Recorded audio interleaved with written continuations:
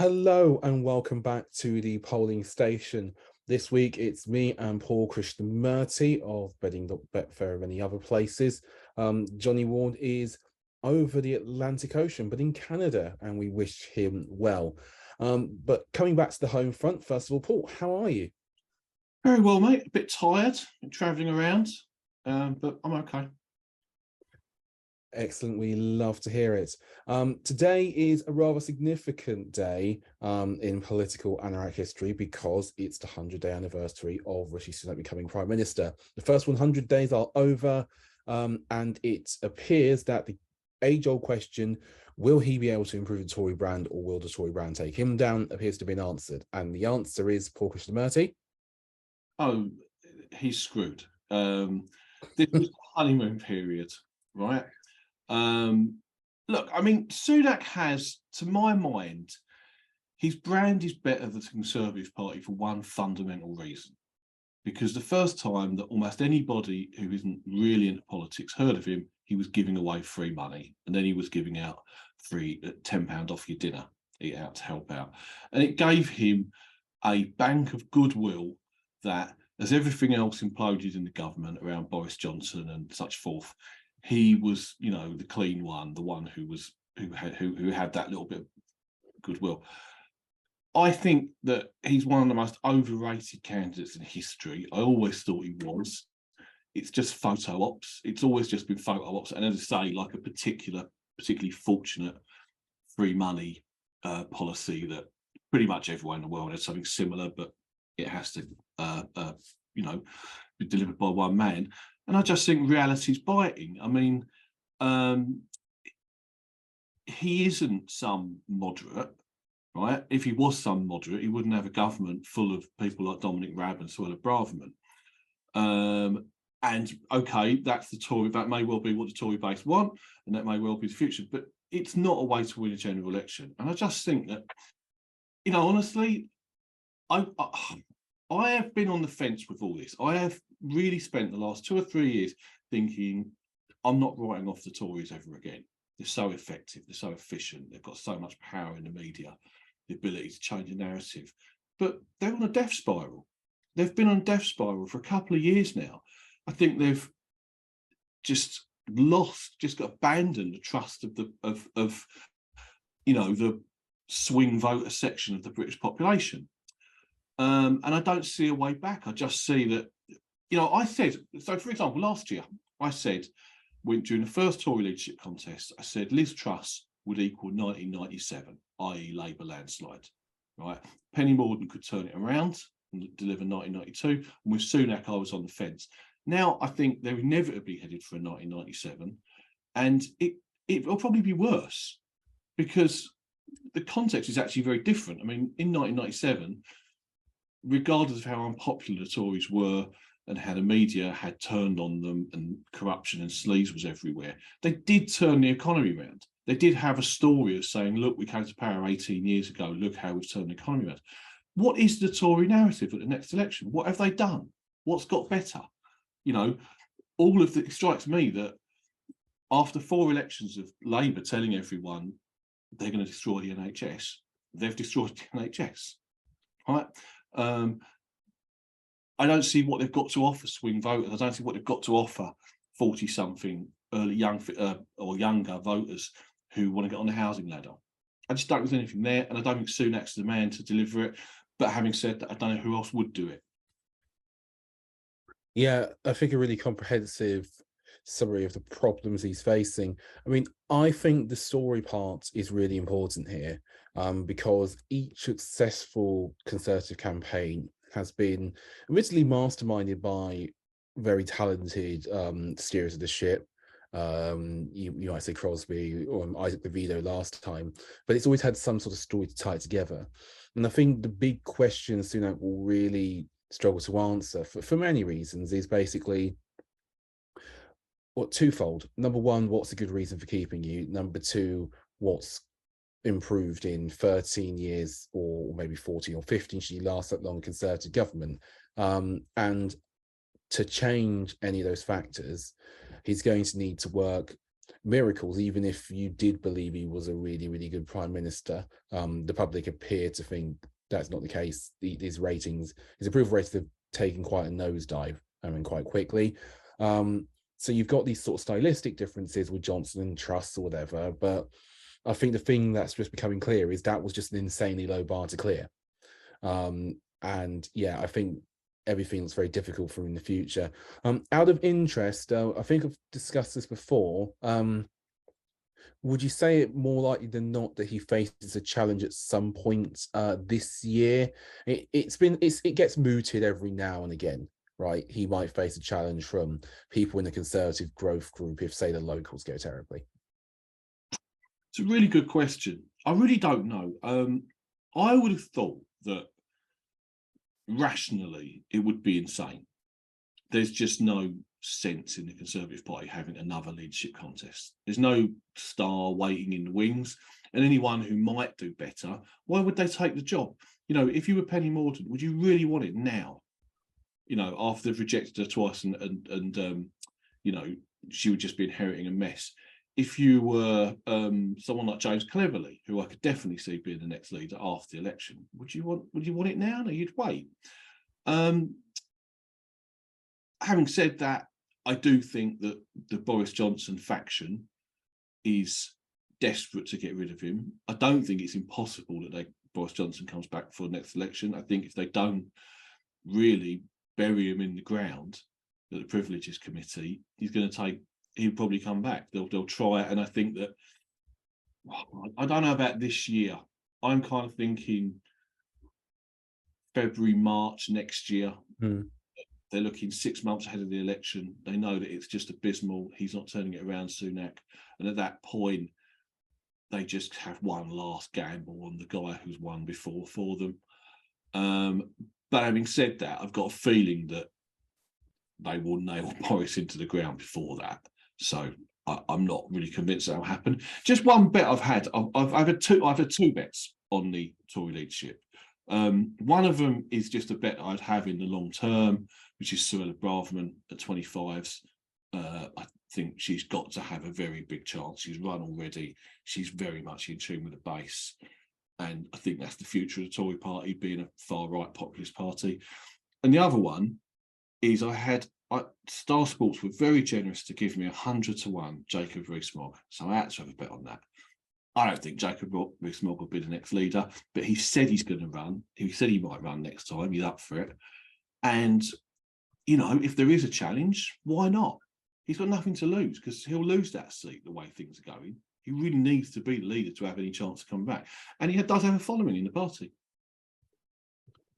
Yeah, interesting. Looking ahead to the next Tory leader, Betty, my only opinion on it has basically been to try and eliminate or avoid those who probably have like serious ambitions and are young. The market seems to be quite tilted towards the likes of Badenoch and Mordaunt and all those people. And for the same reasons you said, I don't know that I can't see why they'd want that job, assuming, let's say, they keep their seats if they're routed 97 style.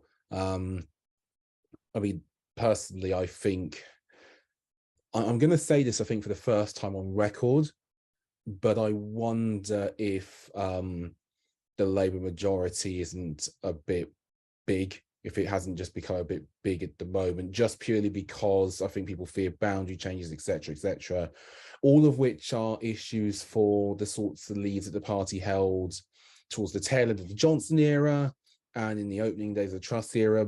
But right now, admittedly, things can change, but I think consistently they've polled well enough that it's now a size of majority conversation. This, admittedly, listen, really long way to go. Really, really long way to go. You know, I've seen more than enough political changes in my time, and I'm technically only young to disabuse the notion anything can be taken for granted. But yeah, it's looking really difficult for the Tories and Rishi Sunak. Speaking of the Tories, Nadhim Zahawi eventually went. Scathing letter from Sir Laurie Magnus, sealing his fate after the end of the investigation into his tax affairs and what he had said and what he hadn't said.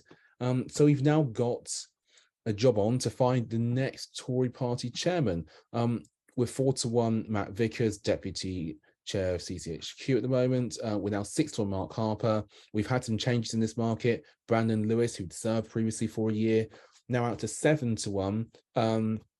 After reports today in the Telegraph that he and other big names were understandably maybe not so keen to take the job, with Priti Patel apparently wanting more power if she got the role than the office already holds. Thoughts on this, Paul? It's a really difficult market. And I'm going to be completely honest and say, when I looked at the runners, there were quite a few that I don't really know that much about, such as Matt Vickers. I would have thought Priti Patel has a chance because she will want the job. And if I'm Rishi Sunak, just as he's had to buy off Suella Braverman, ERG, and Steve Baker, he might have to buy off Priti Patel, who is, very much in the Boris Johnson comeback camp. And this is it. If Sunak is going to nail Boris into the ground, he's going to have to siphon off his closest allies. Read me out the list again. Sorry, Vickers, Lewis.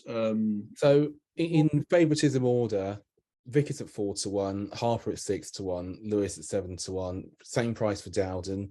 8-1 Paul Scully, 9-1 Damien Hines. Boris Johnson himself, we've laid a bit, 10-1. Damien. And then we've got Greg Hands at 10s, Andrea Leadsom at 12s, Anne-Marie Trevelyan at 12, same price Stuart Andrew. And it's 14-1 Lucy Fraser, 16-1 Andrew Bowie and Craig Williams, and the same price for Esther McVeigh. Also notable, I don't think it's notable in the sense that it improves his chances, but we've laid a lot of Lee Anderson, who was 100-1 with us. Some people thought that was well out of kilter. We're now 16s. Lee Anderson, he's been the big mover. Penny Mordaunt, also a drifter, was 10s, now 16s. Oh, I mean, what a state the Conservative Party in if Lee Anderson is in contention, sort of job. The names that stood out a little bit there, I'm not making a big tip here, but Damien Hines struck me as somebody who could do that. Reasonably good in the media, quite good at. He's a master of the non-answer. I've always been quite impressed with his ability to talk for 5 minutes without saying anything, and that's very much the job of a party chairman to a large extent, to go on TV and do that. So I'd look at him. Possibly Lucy Fraser. She's someone who is going to get a big job, I would have thought. But I think I'd stick with Hines. I think he would be my selection. Fair. I had originally said earlier this week when asked on the TV, Lewis and Leadsom. It appears Lewis doesn't want it. I would be not so surprised still to see somebody like a Leadsom get it. I think that placates more people in the party than it upsets. But yeah, it may well be a case of, who wants to win it. And I personally thought this was going to be done fairly quickly. I don't think Sunak wants to have this drag along. But if nobody wants the thing and it becomes a bartering contest, then yeah, we could be in for quite a ride with it. Speaking of quite a ride, the race to be president in 2024, it has been quite a ride already, and we are still only in February 2023, and we've got a new entrant, Nikki Haley, a name I think will not be unfamiliar to plenty of us. She's in the race. She's running. I think this is the biggest figure so far, bar Trump, to actually confirm they're running. We cut her to 10-1 to be the next GOP nominee. We cut her to, I believe it was 20-1, basically to be the next president. On your side, Paul, what moves did you see on her? She's coming a bit to 25s, but I think the real market for her, the one where she's popular, is Republican vice president nominee. Personally, I'm not convinced with either. I think Nikki Haley is somebody who 5 years ago looked like she was definitely a future presidential candidate. But the party's changed now. And, you know, considering she's a very recognisable figure who's been discussed in previous elections, to be polling on 3% for the nomination is just abysmal when DeSantis is on 30%, for example, who's probably arguably lesser known. I think she's put herself in the race to position for vice president. But if she's going to be the vice president nominee, I think it has to be DeSantis. I don't think Trump will back her. I don't think Trump will pick her. Not now she's taken him on. I think if Trump is the candidate, he will pick an ultra loyalist. It will be a Carrie Lake or a Tulsi Gabbard or a Kristi Noem, maybe.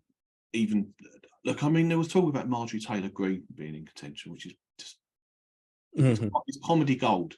But I mean, I think that's a giveaway about his intentions. I could certainly see her being the VP DeSantis. That's a very logical and strong presidential ticket. But I've got to be honest, I am slightly calling on DeSantis. The longer he stays out of this, the more that I think he won't. He doesn't want to fight with Trump. There's a lot of polls, some polls showing that a large number of Trump's base would vote for him if he were independent. So he could hold that over the party. And I'm inclined to think that DeSantis might just sit this out and say, I'll wait for 2028, let Nikki Haley and Larry Hogan, Christopher Sununu, some of these ambitious governors jump in, and Trump will just thrash that field. Trump will just win every primary on 45, 47% if it's like that. So in that case, I think Nikki Haley, if that does happen, Nikki Haley's career is pretty down the toilet, really. Yeah, it'd be a remarkable state of affairs considering she's a two-time governor and former UN ambassador appointed by none other than Trump. But yeah, the point about the third-party polling, I think, is very important because DeSantis is, whatever you might think of him, somebody with a lot of political savvy, somebody who does a lot of watching of these trends, is able to lead in very effectively. We see this with his latest bills in Florida. It's so carte blanche what he's doing. But yeah, the idea of him, I think the biggest barrier to sort of DeSantis running is DeSantis himself and his political calculation, particularly as he's more than young enough to have multiple goes at it. I mean, we have a president now who started running in the 60s, and his career looked short once upon a time. So yeah, I think that's very much still the big question. As regards Haley, I think the key will be, does she get the attention that she needs for her sort of former past achievements to become a thing that gives her some pickup? Because yeah, that's a very low starting point for somebody of her stature. We've cut her eye. Listen, I'm not ruling anybody or anything out in the GOP race. I've learned more than enough not to do that. But the moment for me with Haley, be very much watch and see. And I completely agree regarding the VP nominee stuff. I think, yeah, it will be a Trump ultra loyalist. Now, if he was to be ahead and winning, that becomes a wild market because Lord knows who he might pick. We're not up with that yet, by the way. We will eventually have it, but for now it's sort of very early days whilst we even see who throws their hat in the ring against Donald Trump. So yeah, that's it with the latest in America. Just to say quickly, just jump in, sorry, on the Republican thing. Yep. I do think that the strategy right now is it's pretty low risk to be taking on these frontrunners because, first of all, you can lay Trump and DeSantis at about 11-8 on Betfair, right? If it's Trump, then I think he'll be 11-8 in the head-to-head against Biden or whoever, right? I think he's last the outsider. You've also got all the other Republicans in this, and there is a route here for a shock because here's a scenario. So let's say DeSantis doesn't run, right? DeSantis announces in the next 3 months he's not running.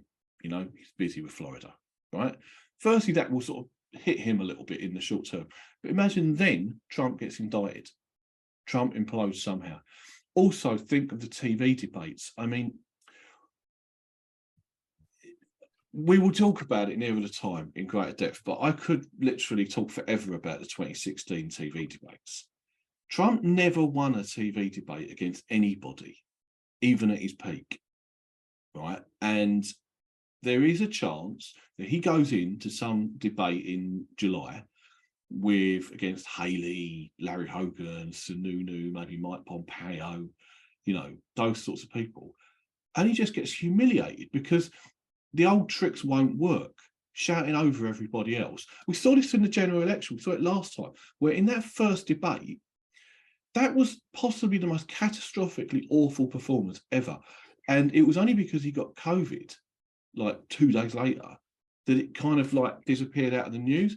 The night that he came out of COVID, there were focus groups all over the media with that were just absolutely abysmal for Trump. Even his supporters going, "What was that?" That was crazy. So I do think there is a chance that the Republican race just blows up later this year, and suddenly these other people could come into it. Yeah, that's a good point, particularly on the indictments, etc., because we are only in February. There is so much time that, any one of the multiple things could still take him down, which I think is a very good point to note. That's your polling station for this week. Thank you very much, everybody, for watching and getting in touch. And I hope we'll see you again very soon. Thanks very much, Paul, for joining me. Pleasure as always. And thank you for watching. Don't forget to click subscribe to our YouTube channel. We've got lots of other great content, including Trader Chat, this week's Betting People. And don't forget to visit our content website as well, where we've got the exclusive David Russell vlog for the Dublin Racing Festival.